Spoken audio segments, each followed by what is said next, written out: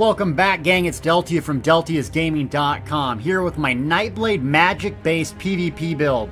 An update from going to veteran ranks and beyond. This footage is taken from a nugget raid on an AD keep, falling back on the resource and showing you exactly how it is I never die. So if you want a really stealthy, good damage-based, leading Nightblade that does not die, go down easy, this is the video for you. Stay tuned. Talking gear, specs, everything you need to know, and especially resource manage it. So if you don't want to ever die, watch this video.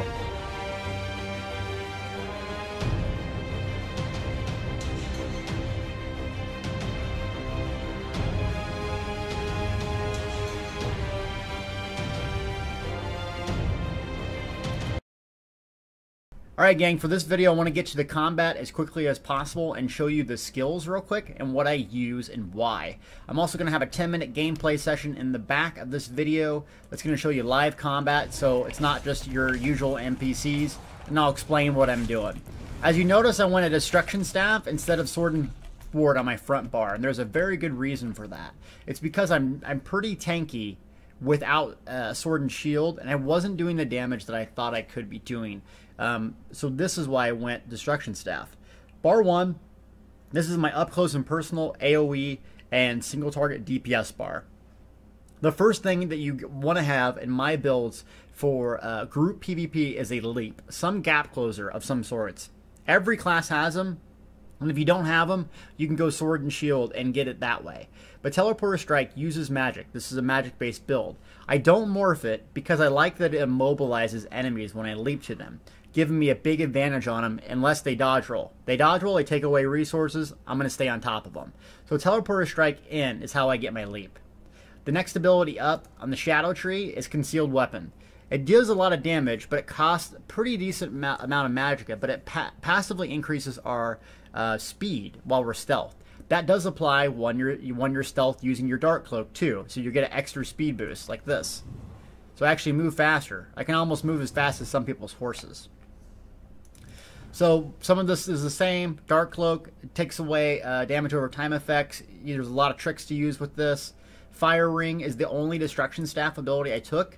So Fire Ring is Elemental Ring Impulse, and it does a damage over time effect. AoE monster. Love it, love it, love it.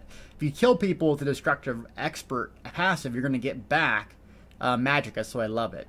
Now, a lot of people are in love with Destructive Touch, the knockback, and yes, I've been knocked back off of cliffs. And if you like it, use it. But for me, I want AoE, so I go with this. If you want AoE and you're just starting out, go Wall of Elements until you get Impulse and or Elemental Ring. And then the last ability on my active skill bar is Structured Entropy. That's from the Mages Guild, and you can get it pretty early after you collect your Mages books. Why? It increases spell damage by 20% and my max health. So the spell damage is where all my damage is coming from. Now I don't use crit because the M-Pen gear probably reduces a lot of my damage, but 20% more spell power, I'm going to keep this up. Okay, I got Veil of Blades here. Veil of Blades is basically my damage reduction AoE. It's like a banner almost for a Dragon Knight, but it reduces a lot of damage and does damage over time. Plus it's hard to see, so people don't even move out of it, and I'll nuke a huge group. So this is kind of how I use it. Let's show you. Remember, I am going to be in your face, even with the Destructive Staff. So usually before I close the gap, I'll do the Structured Entropy, get the passive going, the 20%. So the Structured Entropy, leap in, and then boom. If I don't kill them, you can cloak and Concealed Weapon them again. So the trick with Concealed Weapon is Concealed Weapon stuns them, or just flat out kills them. And boom. So you stealth. So this build, if there's more than one, just impulse your face off. Keep that buff up. Boom. This build is all about having tons and tons and tons of magic recovery. So out of PvP land at level 43, I have what? 1100 magic recovery. 1000 stamina recovery at level 43. The gear that I'm using is level 26 gear. So at endgame, this could be pretty powerful. That's why I plan to use these skills at endgame. We're going to talk about gear in a second. So this is kind of what I do. So now, I'm the basically the guild leader slash PvP group leader. Here's Veil of Blades. So you stand in that, you're not taking any damage, and you're just going to kill stuff. Yep, not taking any damage. So my builds are generally set off of charging in and killing people and surviving. The number one most important thing, I have 2 rules in PvP. Stay on the crown, don't die. That's it. If you don't die, you're going to do way more damage. So my builds, you have to have a couple things. A way to heal yourself, a way to survive, a way to close the gap and do area damage. Also range damage. So my back bar here, usually I was experimenting with Purge, but I usually run with a well-coordinated group so we have someone that cleanses.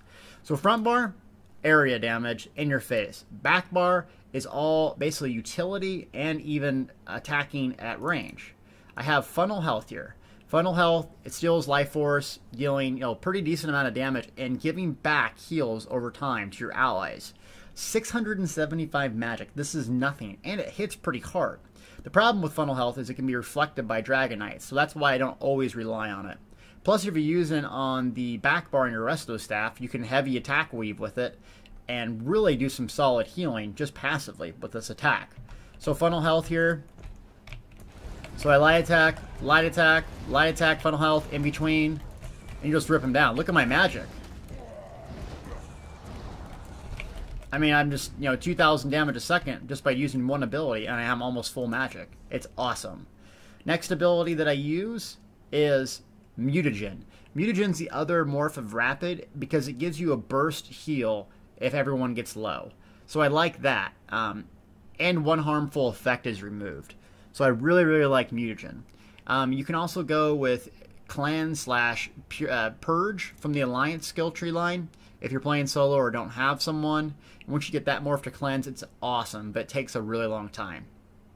So I like Mutagen. Putting on everyone before we get going into the keep, having it stack, really, really powerful. Okay, rapid maneuvers, amazing. I want to take retreating movement once I get it morphed. As a leader, I'm always using this. That's why I need a lot of stamina, because this is a heavy, heavy stamina cost, 5,000. So you're going to use this and you're going to run for 20 seconds. Basically, you're immune to snares and stuns unless you attack. So if you're doing this, you're going to go breach a keep, running around. You just can't attack. So watch what happens when I attack. Even a light attack. Then it stops. So I can hit it again. And I got that immunity until I attack. See, I'm already out of stam. So that's why you got to be careful, not just spamming that thing. And let's fear these guys and just show you what this little bar looks like for DPS. I'll show you what the ultimate looks like. Remember, these guys are at my level and I'm nuking them this fast. Okay. So, we talked about rapid speed. Healing ward is if the oh crap moment we or someone right by us is about to die. It just gives them a huge, huge bubble that absorbs a lot of damage before they die. It's incredible. And if you don't die before it pops, when it pops, you're going to get a huge, huge health return. Almost heal to full. So, healing ward's a must for a Nightblade that can't self-heal, like a big, huge, heavy self-heal. So I love it. Other ability that I use here is Mass Hysteria. Mass Hysteria is a fear, so it fears up to 3 enemies near you. Just basically they can't control their character for 4 seconds unless they CC break. And then their movement speed is reduced and they do less damage. Yes, amazing. So basically if a bunch of enemies comes at me, players that is, even though sometimes they're like drones. Just kidding. So, like, let's say this wasp here is just, like, on me and I can't get rid of him. Boom, fear. See him turn and run? 4 seconds, you're going to get that. Now, they can CC break it, but if they CC break it, that's okay. They just burnt a lot of their stamina. So, one way or another, if you got a block knight, what I call a dragon knight, just blocking and never dying, boom, fear them. Now their wings are down, their block's down, now you kill them. See? That's how it works. So that brings us to the last ultimate, which is Soul Tether. Soul Tether is from the Siphoning Tree. Basically, it's going to stun everyone, 150 magic, and basically heal you really close. Also, a couple synergies here. So what I like about Soul Tether is, it's my oh crap, get off me, bro moment. So like, if I'm just getting swarmed here, I've done Mass Hysteria, it's not working, boom. I mean, it hits hard. Almost 5k damage at level 43. gives me a life back, and it stuns people. So that's my oh crap, get off me, boom, stun, stunlock, kill someone, or defensive. Aspect Rune, I'm sorry, even in video I have to get these Kuda. Damn it, it's off. Okay. So we got the skills. Now, real quick, the gear. The gear has not changed from last time except Destruction Staff. I'm using Spectre's Eye. People ask me, how can I not die? Because that 20% dodge chance every time I cast a spell. Being magic, I'm always casting spells. I almost always have that 20% dodge chance. So you can take a medium armor ability for the dodge chance or use this. I like using this. But one way or another, you probably should have something with dodge chance. The other thing is Warlock. So I do take the Warlock. 2000 magic even in low PvP is pretty powerful. So I really like that. I also do reduced potion cooldown on every single thing I have. That way I can use my ultimates. Remember, as a Nightblade, Catalyst. After you drink a potion, you gain 12 ultimate. So that's what I really focus on, using ultimates. Soul Tethers and Veil Blades for entry point damage. Soul Tethers, Veil Blades. Alright, so we got the skills, talked about gear, a little bit about combat, and resource management is what I want to talk about. So people ask me how I resource management. You got to look at surviving as twofold. One is magic. Magic is basically going to self-heal you. It's going to, do tricks, do damage, blah, blah, blah, blah. But stamina is probably the most important because stamina avoids everything. Yep. A dodge roll will avoid almost everything. So like right here. If I'm going to start out and I know I'm going to got dodge roll a lot, dodge roll once, potion. Dodge roll again, dodge roll again, dodge roll again. Now I go stealth. Stealth. Stealth. Dodge roll. Stealth. So my resources are so high that I can either do dodge roll or I can stealth. Basically indefinitely. Come here. See, the wasp reset. I was that far away. So the reason it's so high is because of this drink that I use. Increases magic and stamina recovery by 240 at level 35. Now you can make these at every 5 levels and even have a better set. I love that. Love it. I also use a lot of stamina potions because why not? You get them all the time. Just use the suckers. And if you got some high awesome potions, you can use these. So you're immune, you go invisible, and you get health back. That's your oh crap potion if you're about to die. These things are amazing. So we got that.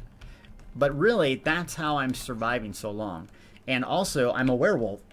Remember, in combat, werewolves get basically 15% stamina recovery. So there's no downside to being a werewolf, really.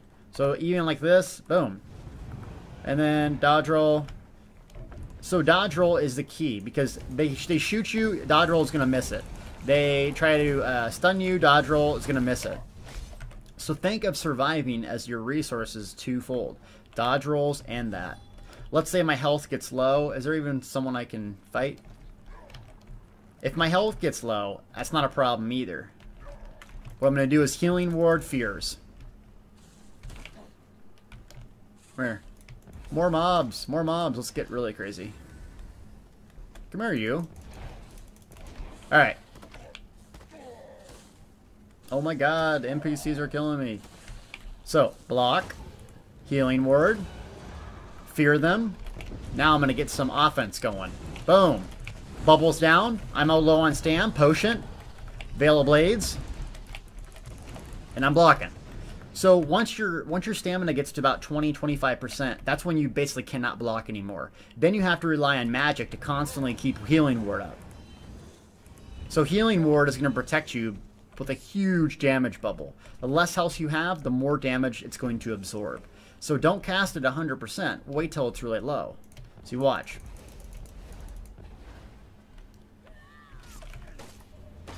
So if I cast it now, this isn't going to absorb that much. I'll stand in the red for the sake of the video. I'm about to die. If I die during this, it's going to be funny.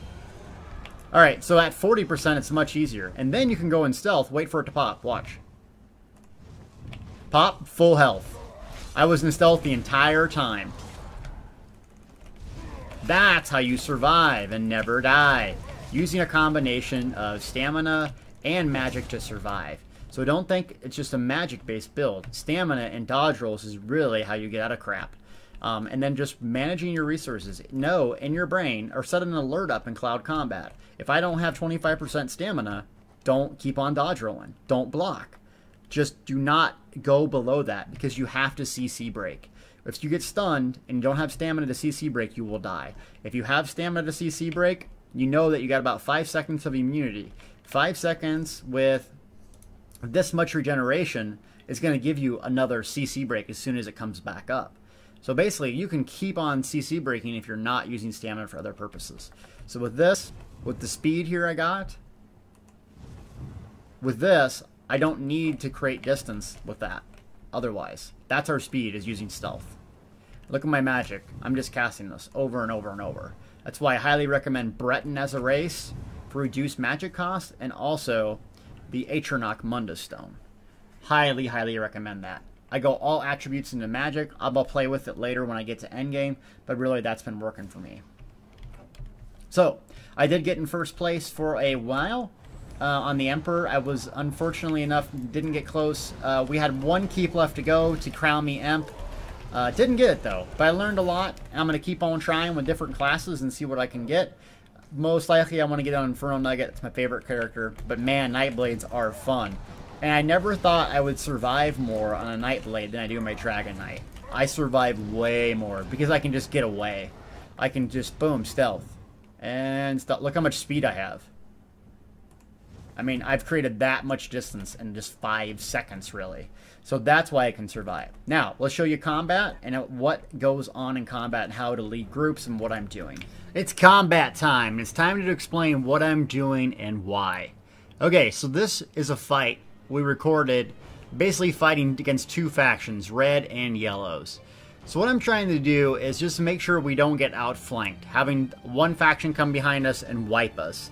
Currently, they don't have the thing flagged, so if we die, it's not that big of a deal. So as the leader, I know I can get aggressive. You see me constantly casting mutagen on my friendlies? That's so it stacks, and if anyone gets in trouble, it gives them a heal. We're going to regroup so we don't get outflanked. Take out one faction first, and then clear it. So I'm having everyone else get to me. The dead I'm wanting to res already there. I usually always set down a fire blast to shoot it once, and then charge in. So I'm waiting to get their attention. Keep on keeping those hots up. Stay out of red poop. And eventually we're going to have to move in. So I hit rapids. I move in. Rapid maneuvers, that is. So now I'm trying to get their attention so everyone else can set up a siege and we can move them. As soon as I see that ballista, I know we have to deal with that. I hit mass hysteria there, so making sure those people don't stun lock me. Cleanse. I'm telling my healers to cleanse right now because we're all on fire. And we're just waiting for the time to attack. So I'm looking for red to see if they're sneaking up around us. And they are on the flag. So they have the flag. We're going to go ahead and push around. Nope, we lost the flag. Go back around. Keep on casting those hots. I'm using potions as well to keep my magic up. So protecting our siege line is the most important thing. Maneuverability. Getting out of red circles. Getting to places fast. It's all about movement speed. That's why rapid maneuvers is so handy. And you can see, even at the front, people aren't really attacking me. And if they do, most of the time they miss. That's why I've been doing that lean back thing. That's why that Spectre eye set is so ridiculous. Look at my stamina. Couple dodge rolls, I'm out of trouble. Peel back. You're not going to do any help dying and staying in red circles. So usually if I put a treb down, someone's going to come towards me. You almost can't kill me without taking 10 seconds to kill me. So if I put a treb down, I know I have some time. And also, they're going to come towards it. It's basically like a butterfly coming towards a light. You know they're going to come. Oh, look, ballista. So I see their health's really low because they've already got siege. So I'm just sieging them up. I'm waiting for the opportune time to get aggressive. And that's when we're going to impulse spam them.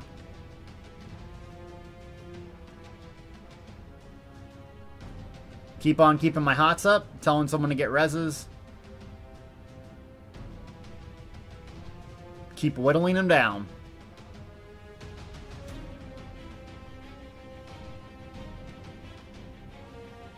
I'm resurrecting other people not in my group. Remember, every res counts. Do it. So they're flanking us. Hit rapids. Now we're going to charge in. I'm using funnel health while I'm closing the distance here. Boom. Ambush in. Now, degeneration after we get these purges. Keep on funneling health. Keep on funneling health. I'm fearing them right there. If you fear someone on a ballista, they can't operate it. Peeling back, waiting for them to overextend. Because we don't have a good surface to set up siege yet. They do.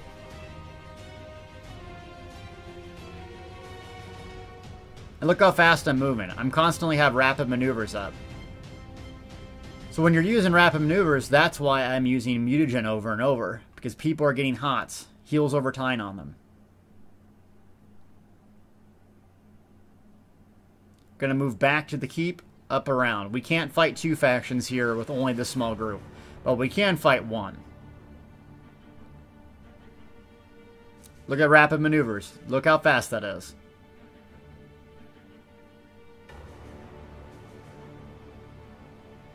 So we got incoming yellows to that direction. We're going to go wipe them, come back around, and try to push yellows.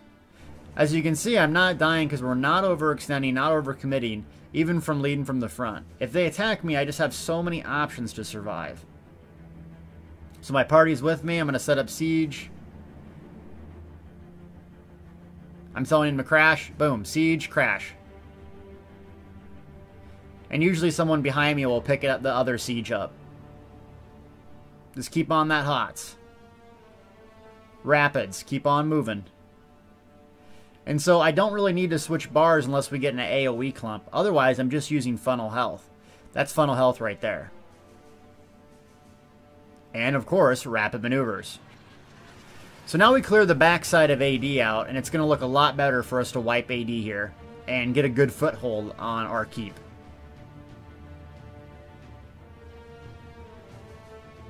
And funnel health has such a low cost that I don't even switch off my back bar hardly, unless I'm going in a YOLO in and nuke them, because the funnel health cost is just so small. I can spam it, heal my allies, and nuke someone down.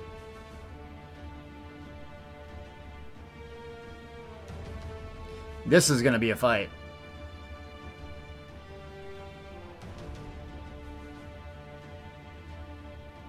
So I'm just going to hold the line here, shot twice, and now I'm going to go in. Line of sight here to the right. Don't always just charge in. If you don't have to take damage, don't take it. Especially if you don't have to cleanse.